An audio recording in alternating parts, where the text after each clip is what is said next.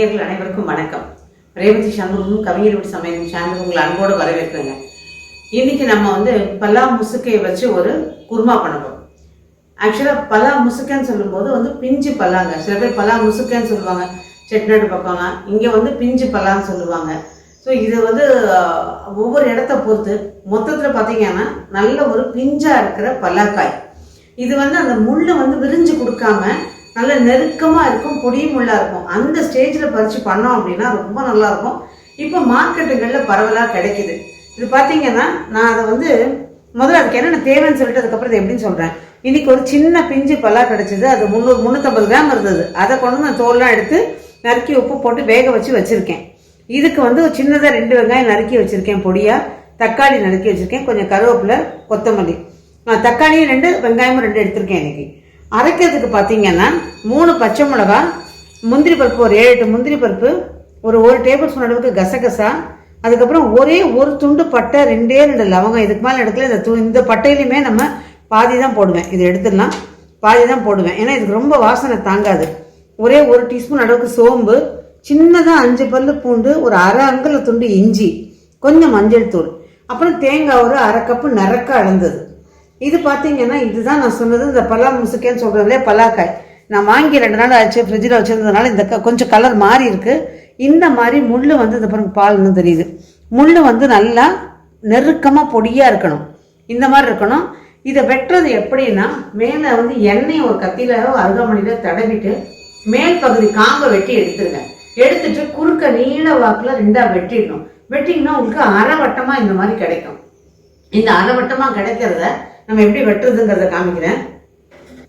இப்போ இதை பார்த்தீங்கன்னா இந்த தோலை கொஞ்சம் கனமாக நம்ம வெட்டி எடுக்கணும்.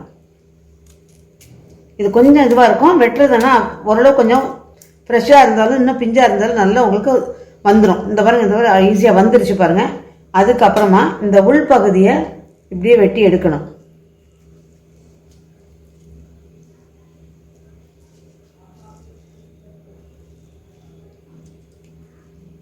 அவ்வளோதான்.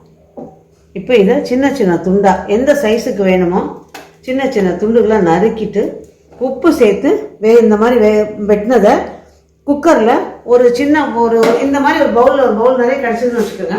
ஒரு 1.5 கப்பு தண்ணி ஊற்றி கொஞ்சம் உப்பையும் போட்டு குக்கரில் 1-2 விசில், அதுக்கு மேலே வேண்டாம், சுவிட்ச் ஆஃப் பண்ணிட்டு இறக்கிட்டு ஒரு 10 நிமிஷம் கழிச்சு, சரி 10 செகண்டோ 20 செகண்டோ கழிச்சு மெதுவாக ஓப்பன் பண்ணிவிடுங்க. ப்ரெஷரை ரிலீஸ் பண்ணிட்டு ஓப்பன் பண்ணிவிட்டு தண்ணியை வடிய வச்சுருங்க. அந்த தண்ணி நமக்கு எதுக்கும் பயன்படாது, காட்டுறதுக்காக தான் வச்சுருக்கேன். தண்ணி இந்த மாதிரி இருக்கும், பார்த்தீங்கன்னா தெரியும். இது ஒரு பிசுபிசுப்பு தன்மை இருக்கும், அதனால் அந்த தண்ணியை யூஸ் பண்ண மாட்டோம், தூக்கி போட்டுருவோம்.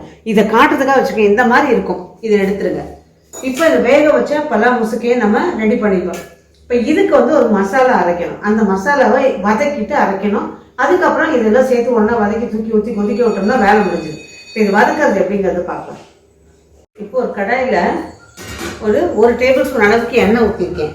இந்த எண்ணெய் பரவலாக நிற்கிறது இதுவாக இருக்கு பாருங்கள். இப்போ இதில் எடுத்த உடனே முதல்ல இஞ்சி பூண்டை போட்டுடுங்க. இஞ்சி பூண்டை கொஞ்சம் நல்லா வதக்கிக்கலாம்.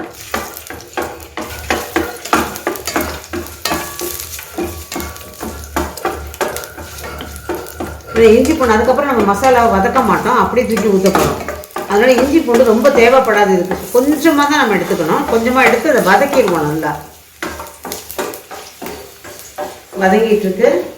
இப்போ இதில் பச்சை மிளகாயை உடச்சி போட்டுடலாம்.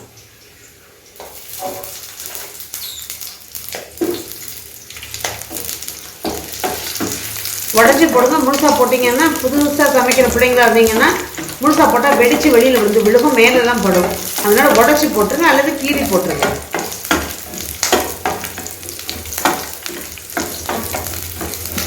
இதில் கொஞ்சம் வதக்கிட்டு இப்போ நான் வரிசையாக எல்லாத்தையும் போடுவேன். இதில் இப்போ ஒரு வதக்கியாச்சு. இந்த அளவு வதங்கினா போதும், ஏன்னா நம்ம திரும்பி இதெல்லாம் போட்டு வதக்கணும். பார்த்தீங்கன்னா சோம்பு, இந்த பட்டை, லவங்கம்,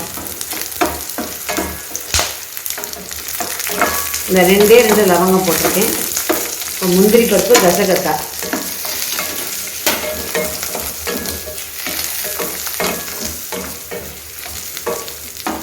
இந்த இஞ்சி பூண்டு போட்டிங்கன்னா நல்லா வதக்கிடுங்க. போடாமல் பண்ணணுன்னாலும் பண்ணலாம், உங்களுக்கு விருப்பம் இருந்தால் ஒரு நிமிஷம். தேங்காய் அடுத்தது, அதோட கூட மஞ்சள் பொடி, அவ்வளோதான்.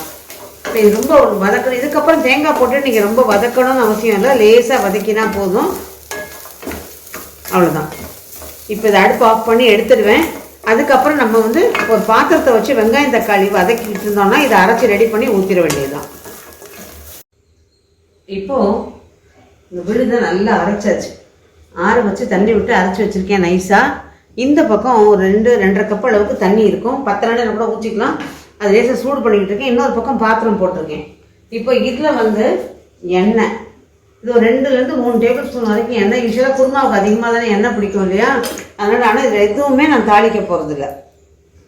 வெங்காயத்தை போட்டுடலாம்.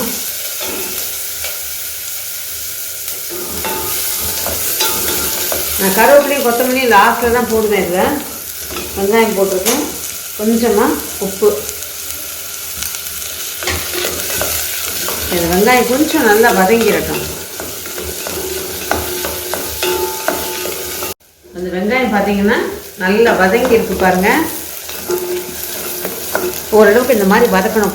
ரொம்ப நிறம் மாறணும் இல்லை, ஓரளவுக்கு நிறம் மாறி வதங்கணும். அந்த டிரான்ஸ்லேஷன்ட்டும்பாங்க, அந்த மாதிரி ஒரு கண்ணாடி அளவுக்கு வதங்கணும். அது பளபளப்பாக தெரியணும். இந்த நேரத்தில் நம்ம தக்காளி,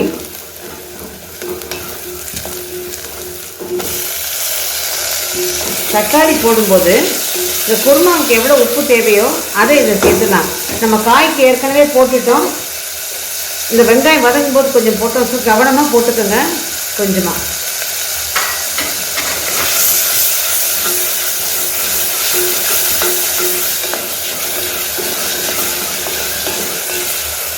இப்போ இந்த வெங்காயம் தக்காளி ரெண்டும் நல்லா வதங்கிருக்கு பாருங்க. இந்த வதங்கிடுச்சு. இந்த பக்கம் தண்ணி பீயுது, கொஞ்சம் ஜாஸ்தி பண்ணிடலாம். அப்புறம் வேக வச்சு வச்சுருக்கோம் இல்லையா பலாக்காய், அதை போட்டுடலாம். பிஞ்சு பலாக்காய் அல்லது பலா முசுக்கை எப்படி வேணால் சொல்லலாம் நீங்கள். இப்போ இந்த தண்ணியும் அரைச்சதையும் ஊற்றிடுறேன். ஃபஸ்ட்டு அரைச்ச விழுதை ஊற்றிடலாம். தீயை குறைச்சிடுங்க. விழுதை ஊற்றும் போது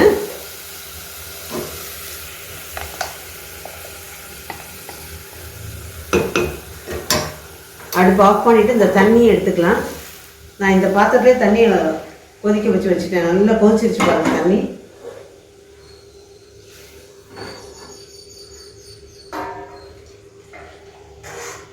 நல்ல ஒரு 2.5 கப் அளவுக்கு தண்ணி இருக்கும் அதில். அவ்வளோதான். இப்போ இதை நல்லா கிளறி விட்டுடுங்க. நம்ம வந்து தீயை குறைச்சி வச்சு தான் ஊற்றிருக்கோம். என்ன காரணம்னா முந்திரி பருப்புலாம் போட்டு அரைச்சிருக்கேன். ஷட்டு நீங்கள் ஊற்றிட்டு உடனே கிளறாம போட்டுட்டிங்கன்னா அடியில் பிடிச்சிடும். அதனால தீயை நல்லா குறைச்சி வச்சு ஊற்றிட்டு இப்போ நான் தீயை தூண்டியிருக்கேன். இப்போ இதை நல்லா கொதிக்க விட்டுடுவோம். ஒரு கொதி 2 கொதி வந்தால் போதும், ரொம்ப வரணுன்றதில்ல. ஜஸ்ட்டு தளதளன்னு ஒரு கொதி. அது கொதிக்கும் போதே அது ஓரளவு வந்து அந்த பிளாக்காயில் வந்து அந்த சாந்துக்கும், அந்த உப்பு காரம் எல்லாமே சாந்துக்கும். ஒரே ஒரு விஷயம் நான் திரும்ப ஒரே ஒரு தடவை சொல்லிட்டு இதை முடிக்கணும் அப்படின்னா, பட்டை லவங்கம் இஞ்சி பூண்டு சேர்க்குறீங்க, சேர்த்தா நல்லாயிருக்கும். அந்த சேர்க்கும் போது அதை முதல்ல வதக்கும் போது அதை நல்லா வதக்கிட்டீங்கன்னா தான் அரைச்சி ஊற்றும் போது இந்த விழுது அந்த ரொம்ப அந்த பச்சை வாசனை இல்லாமல் இருக்கும். அதே மாதிரி கொஞ்சம் தான் போடணும். இந்த குருமாவுக்கு இஞ்சி பூண்டு பட்டை லவங்கம் அதிகமாக சேராது. அதனால் கொஞ்சமாக நம்ம கொடுத்துருக்க அளவு கரெக்டாக போட்டிங்க அப்படின்னா நல்லாவே இருக்கும். இப்போ இது ஒரு கொதி நல்லா வந்தது, நான் சுவிட்ச் ஆஃப் பண்ணிடுறேன். பலக்கா குருமா ரெடி ஆயிடுச்சுங்க. செஞ்சு பார்த்து சாப்பிட்டுட்டு உங்களோட வேல்யூபிள் கமெண்ட்ஸை கொடுங்க. மீண்டும் இன்ட்ரெஸ்டிங்கான ரெசிபியோட மீண்டும் உங்களை சந்திக்கிறேன். நன்றி, வணக்கம்.